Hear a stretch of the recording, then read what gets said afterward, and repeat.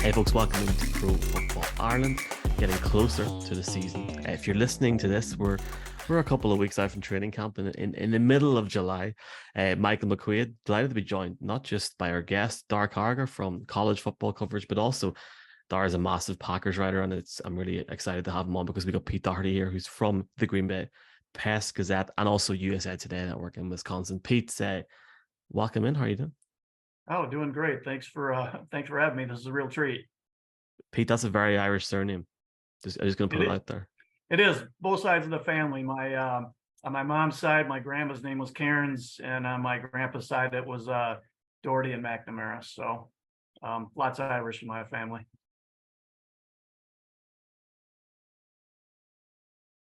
Awesome. Dara, go for it. We'll just go in and out.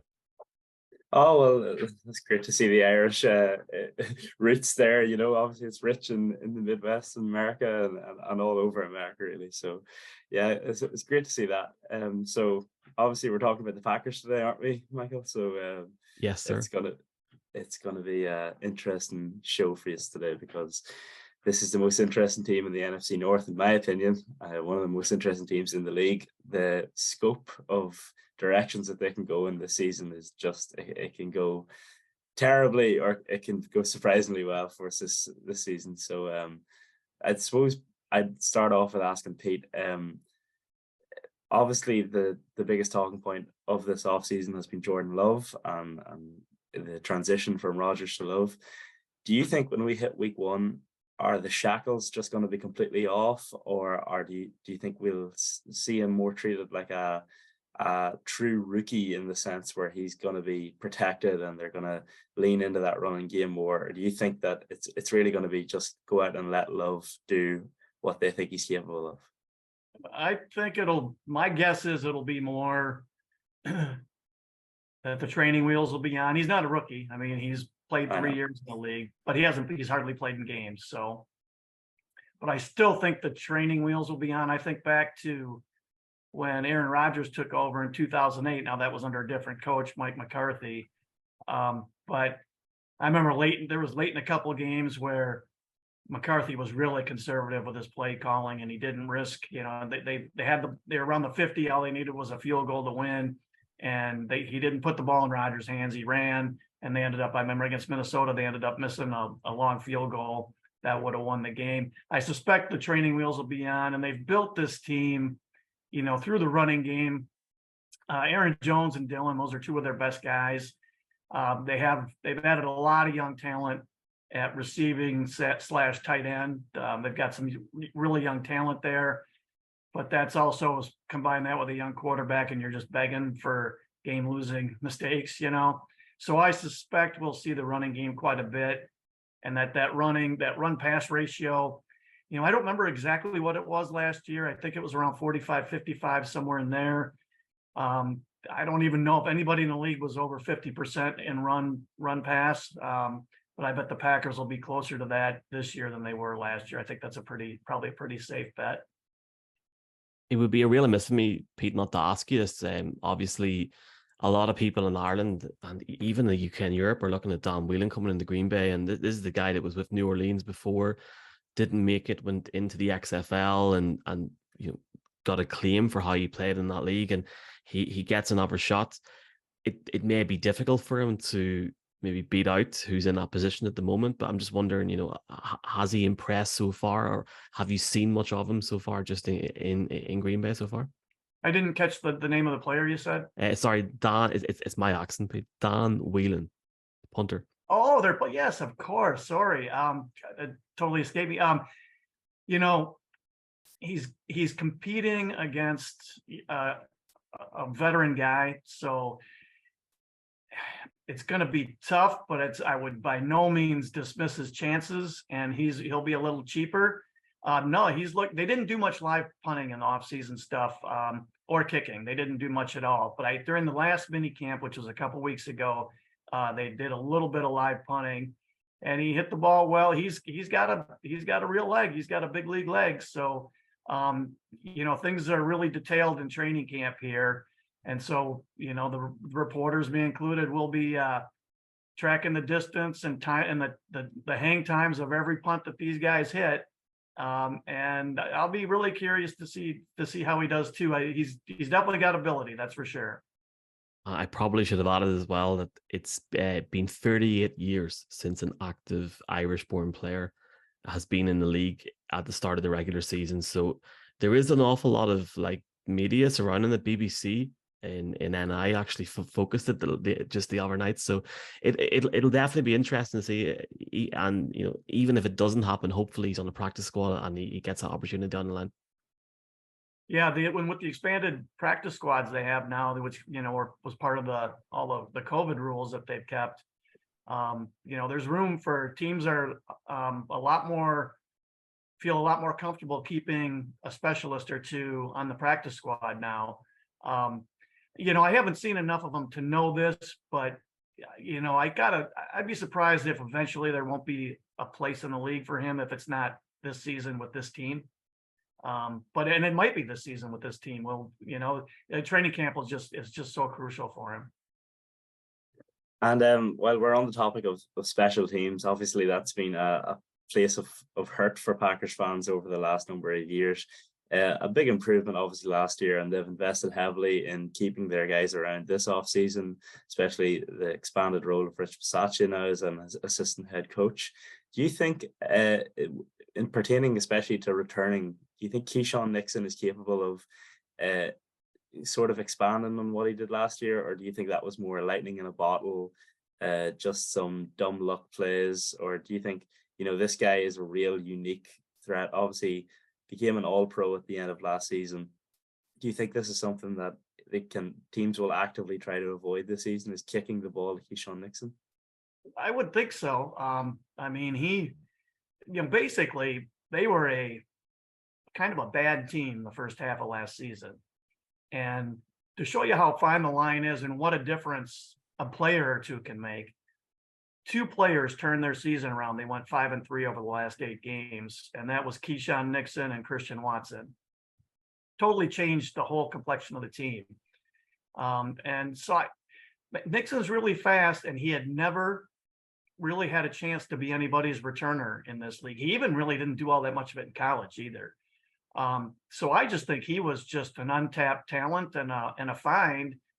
So I'm guessing there's still more good to come. Now, it's a young man's job, and I think he's 25. I'm not sure. I don't think he's turned 26 yet. So, might only be a couple really good years that he'll have, but my suspicion or my guess would be that he's going to have another good season. But on kickoffs, teams, I'm sure teams are it's got to be to the point for the past 5 years, teams have kicked off wanting the Packers to return the ball, thinking they're going to drop them inside the 25, and they might get a fumble out of it too. But with Nixon, I got to think teams are just going to boot the ball out of the end zone as much as they can. The guys he's playing, he's good. He's probably going to be their nickel cornerback, and those guys play, 2/3 to 70-75% of the defensive snaps. So I don't know if he's going to return punts or not. They might have Jaden Reed, that rookie, do it. I don't know. Because Nixon's going to be on the field a lot, but he was such a threat and a game-changing threat returning kickoffs. I mean, they have to put him out there for that.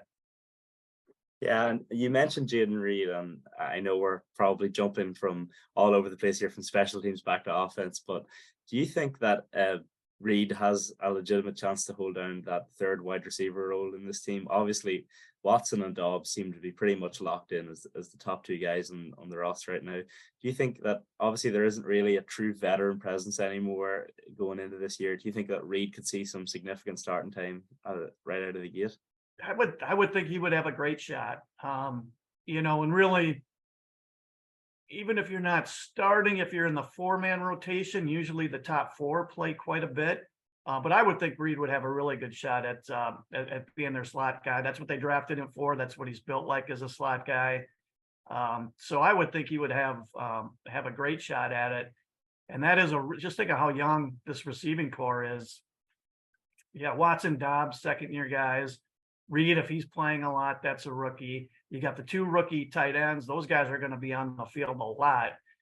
That's a lot of really young players at the pass catching positions, which I'm sure is a source of great excitement for the Packers, and also probably puts a little fear in them too, because especially with that young quarterback, there are going to be times where it looks really good, and there are going to be times where it's going to be catastrophic because guys will make mistakes. We've seen a bit, and like obviously focusing on this, just real, I think for Packers fans and just generally, lads, like this is such an interesting offseason in Green Bay, and you bring in Sean Clifford as well, Pete. And do you feel that he'll be a backup come week one because he's seen and I've heard that he impressed in OTAs, or is it very much a when training camp starts, the whole thing is written down again?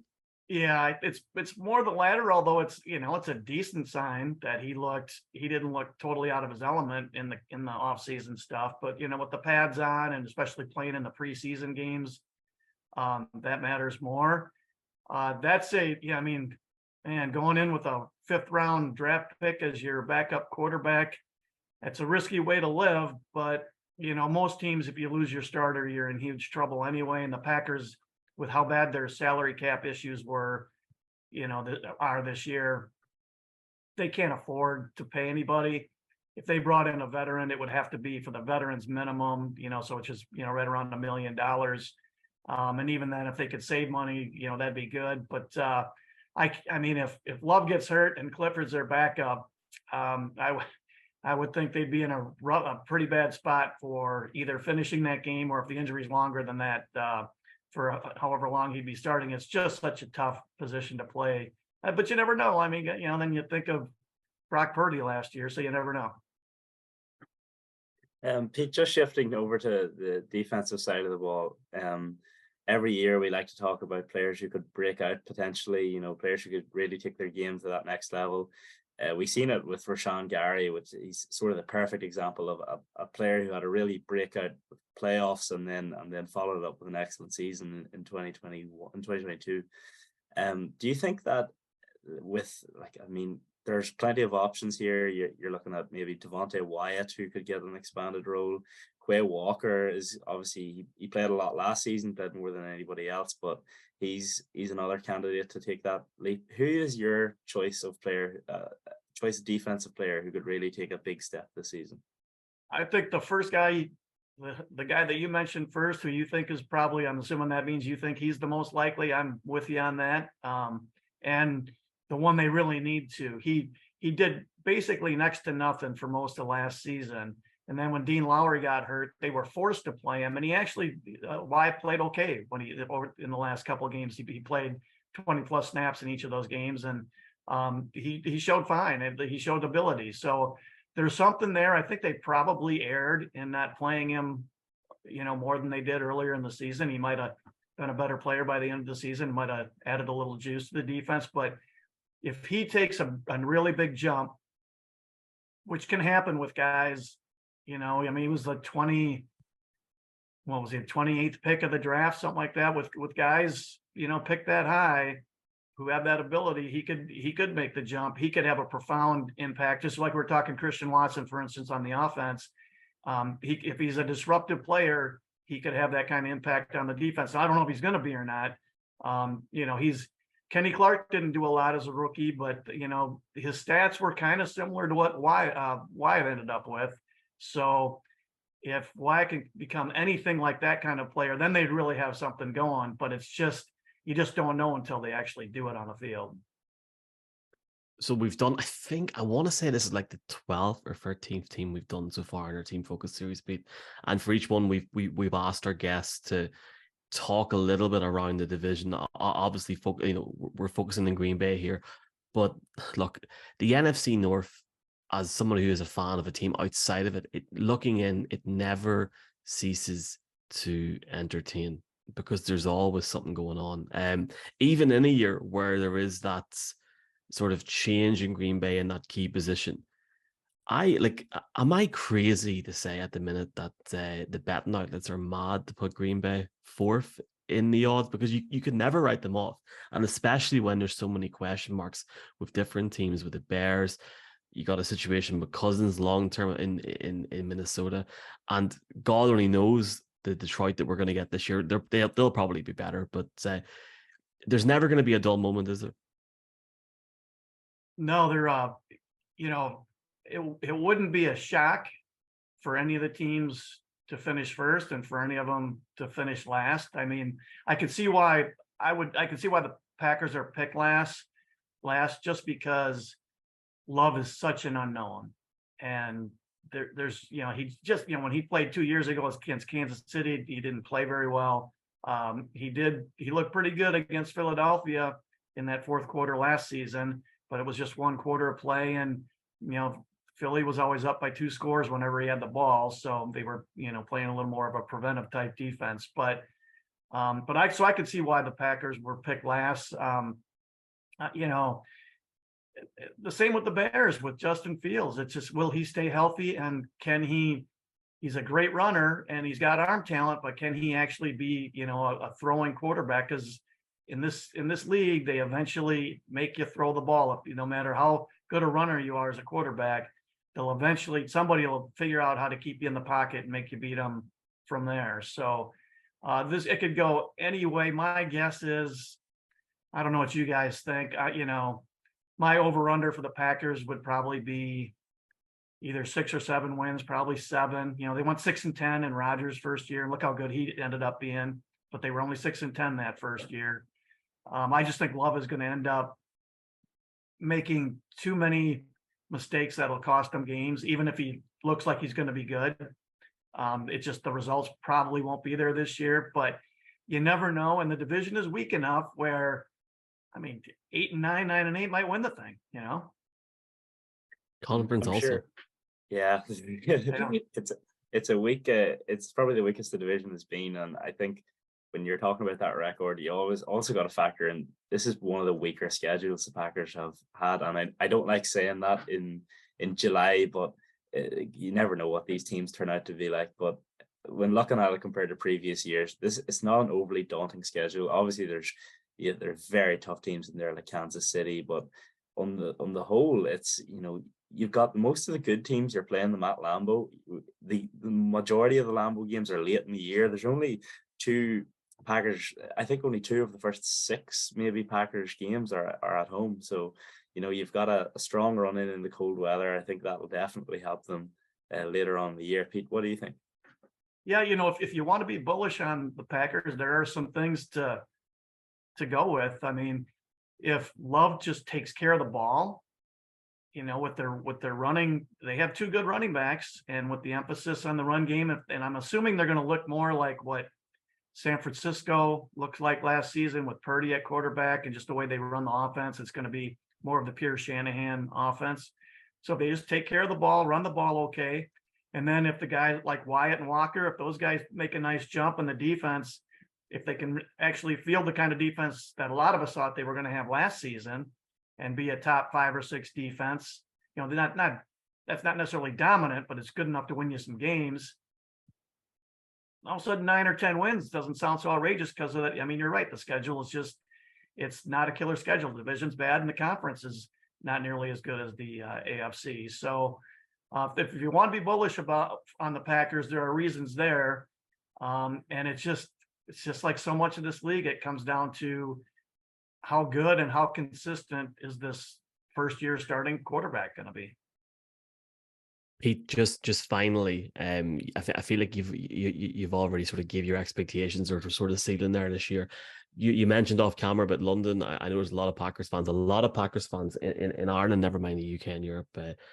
Where was that for you in terms of your experiences covering this team? Because even as a non-fan, just going to the game, even being in media, we were talking off camera, the atmosphere was incredible. And as you said, Daire, off camera, it may not happen for a very, very long time again. So it's definitely something to look back on with fond memories.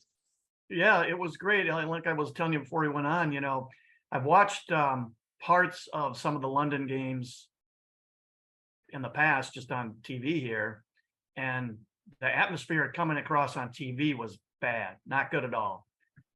And so being there, I was just even walking up to the stadium, there was just a big buzz in the air. There's always a big buzz for NFL games. There's only 17 of them per team per season, so each week is a big deal. But it felt like going to a big concert.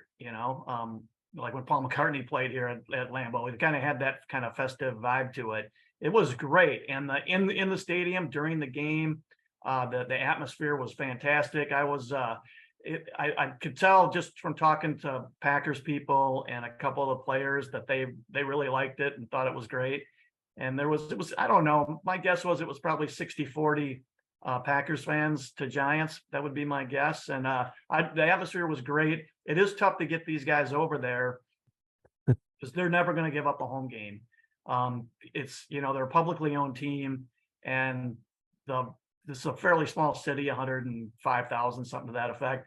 And so that when they have home games, it actually does impact the local economy to some degree. So they're just not going to give away a home game to play over there unless they absolutely have to, unless the league makes them, and the league did. So it might be another 8 years, but I think they really like the experience. So maybe they'll, in an attempt to expand their fan base, they'll do it again. I'm hoping they'll teams will start playing in Dublin. I think that would be awesome. I haven't been there since 1995.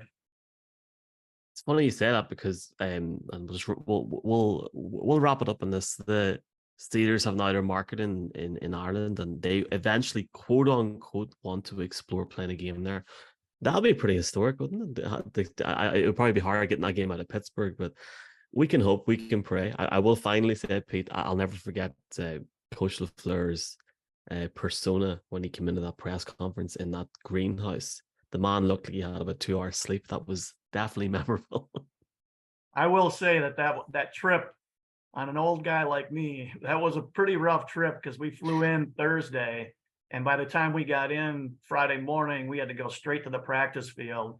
That by that night was about as worn out as I've been in a while, but it was a really great experience. The one thing that they're probably going to run into with Dublin, I don't know what the biggest stadium there is that they could play in, but it's got to meet standards for the field surface, the quality of it, and I think the size probably too.